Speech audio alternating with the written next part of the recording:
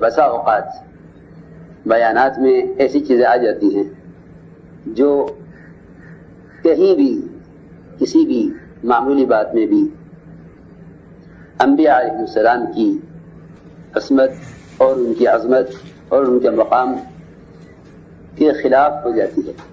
جیسے میں عرض کرتا ہوں کہ ہم سے مختلف مواقع پر بیانات میں موسیٰ علیہ السلام کا واقعہ، خاص طور پر ان کا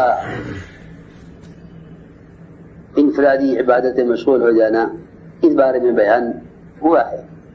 کوئی بھی ایسی بات جس سے انبیاء علیہ السلام کی عظمت اور ان کی عصمت اور انبیاء علیہ السلام کے کام پر رائی کے دانے کے برابر بھی کوئی خطا یا غلطی کا شائبہ بھی ہو، اس سے ہمیشہ رجوع کرنا چاہیے. اس سے ہمیشہ رجوع کرنا چاہیے.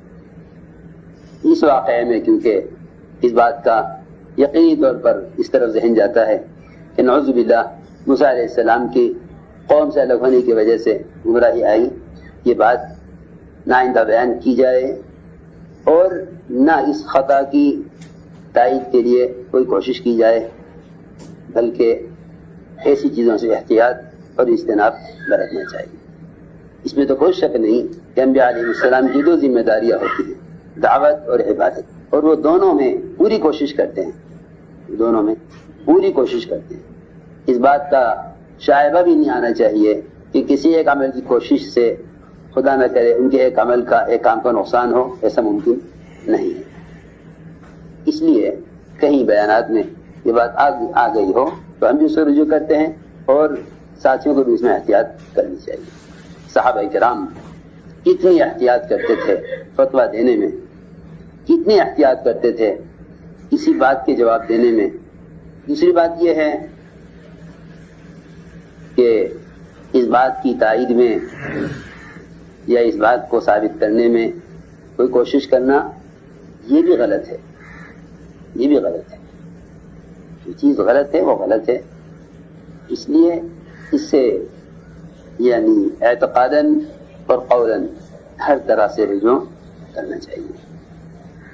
سنو، فرماتے ہیں معاذ بن جبل رضی اللہ تعالیٰ عنہ کہ حضور اکرم صلی اللہ علیہ وسلم نے جب حضرت معاذ بن جبل رضی اللہ تعالیٰ عنہ جو سید العلماء کہلاتے ہیں، سب سے زیادہ حلال حرام کے جاننے والے،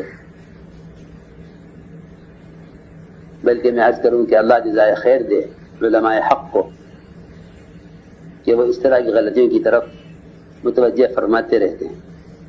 اس لیے بھی یاد رکھو کہ ہمیشہ اس طرح کی چیزوں میں علماء کے متوجہ کرنے پر ان کو اپنا محسن سمجھا کر، ان کو اپنا محسن سمجھا کر، اپنی بات کی تثبیت میں ان کو مقابل سمجھنا بڑی حماقت کی بات ہے. علماء کو اپنا محسن سمجھا کر، اور یہ تو یقینی بات ہے کہ ٹوکنے والے کو ہمیشہ محسن سمجھے، ٹوکنے والے کو ہمیشہ محسن سمجھے.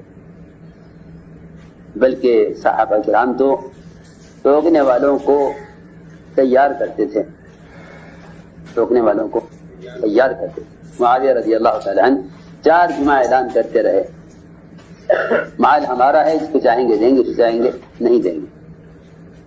4 جمعہ ہو گئے، کسی کی ہمت نہ ہوئی کہ کوئی ان کی غلط بات کی تردید کرتا.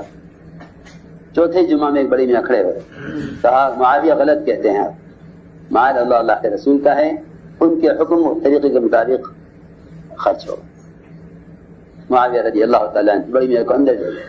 لوگوں نے کہا بس اب بڑی میاں کی شامت آ گئی، وقت آ گیا. کیوں بولے امیر کے سامنے؟ اندر جا کے دیکھا تو حضرت معاویہ رضی اللہ فرما رہے تھے احیانی احیاء اللہ، اس نے مجھے زندگی بخش دی ہے، اللہ اس کو زندہ سلامت رکھے. اس نے مجھے زندگی بخش دی، ورنہ میں تو مر رہا تھا. کہ جس ذمہ دار اور امیر میں کو کوئی ٹوک نہ سکے اس کے اندر کوئی خیر نہیں ہے. اس طرح اپنے آپ پر اپنے کو ٹوکنے والوں کو تیار کرتے تھے. جی ہاں، 4 جمعہ اعلان کر کے تیار کیا کہ کوئی اعتراض کرے، کوئی ٹوکے تاکہ معلوم ہو کہ ہاں ہمیں ٹوکنے والے ہیں. یہ بات اس لیے علماء کا ٹوکنے والے علماء کا اپنے اوپر احسان سمجھا کر اللہ جزائے خیر دے علماء حق کو کہ ایسی چیزوں کی طرح متوجہ فرماتے رہتے ہیں جس کے بیان کرنے میں انبیاء علیہ السلام کی ذات، ان کی شخصیت، ان کی عصمت اور ان کے مقام کے خلاف کوئی ذرہ برابر کوئی شائبہ بھی ہو، ایسی چیز کی طرف علماء متوجہ فرما دیتے ہیں. ایسی چیزوں سے ہمیشہ اجتناب کرنا چاہیے. تو فرماتے ہیں کہ حضور اکرم صلی اللہ علیہ وسلم نے جب بھیجا معاذ بن جبل رضی اللہ عنہ یمن کی طرف، فرمایا کہ اے معاذ جب کوئی معاملہ پیش آئے گا تو تم کیسے فیصلہ کرو گے؟ فرمایا کہ میں فیصلہ کروں گا اللہ کی کتاب قرآن کے اعتبار سے، قرآن کے مطابق فیصلہ کروں گا. فرمایا اگر تم اللہ کی کتاب میں وہ مسئلہ نہیں پاؤ گے، وہ جھگڑا نہیں پاؤ گے، اس کا حل، تو کیا کرو گے؟ کہ پھر اللہ کے رسول صلی اللہ علیہ وسلم کی سنت اور آپ کی حدیث. فرمایا کہ اگر تم سنت رسول میں اس کو نہیں پاؤ گے پھر کیا کرو گے؟ اور فرمایا کہ میں غور و فکر کروں گا اور اس غور و فکر میں کوئی کمی نہیں چھوڑوں گا، اس غور و فکر میں کوئی کسر نہیں چھوڑوں گا، اس غور و فکر میں کوئی کمی نہیں کروں گا. حضور اکرم صلی اللہ علیہ وسلم نے ان کے سینے پر ہاتھ مارا اور فرمایا تمام تعریفیں اس اللہ کے لیے ہیں کہ جس نے اللہ کے رسول صلی اللہ علیہ وسلم کے قاصد کو، اللہ کے رسول صلی اللہ علیہ وسلم کے قاصد کو وہ علم دے دیا اور وہ سمجھ دی کہ جس سے اللہ کے رسول راضی ہیں. محمد بن سیرین کہتے ہیں کہ آپ صلی اللہ علیہ وسلم کے بعد ابو بکر سے زیادہ ڈرنے والا ان چیزوں کے بارے میں کوئی نہیں تھا جن کو ابو بکر جانتے نہیں تھے. اب آپ کے بعد ابو بکر سے زیادہ اس چیز سے کوئی ڈرنے والا نہیں تھا جس کو وہ جانتے نہ ہوں، اور ابو بکر کے بعد عمر سے زیادہ ان امور کے بارے میں ڈرنے والا کوئی نہیں تھا جن امور کو وہ جانتے نہ ہوں. ابو بکر رضی اللہ تعالیٰ عنہ کو ایک امر پیش آیا، انہوں نے اس کا حل اللہ کی کتاب میں نہیں پایا اور نہ سنت میں پایا اور نہ صحابہ کے اثر میں پایا.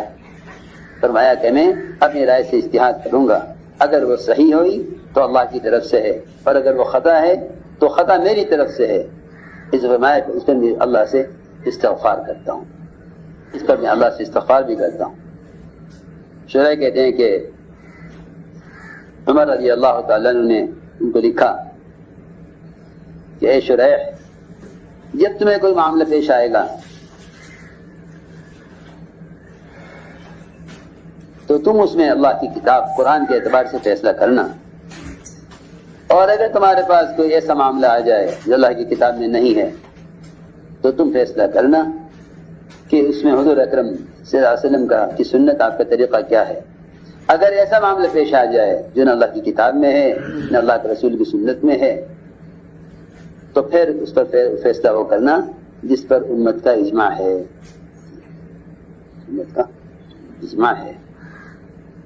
جس پر امت کا اجماع ہے اس کے مطابق فیصلہ کرنا، جس پر امت کا اجماع ہے.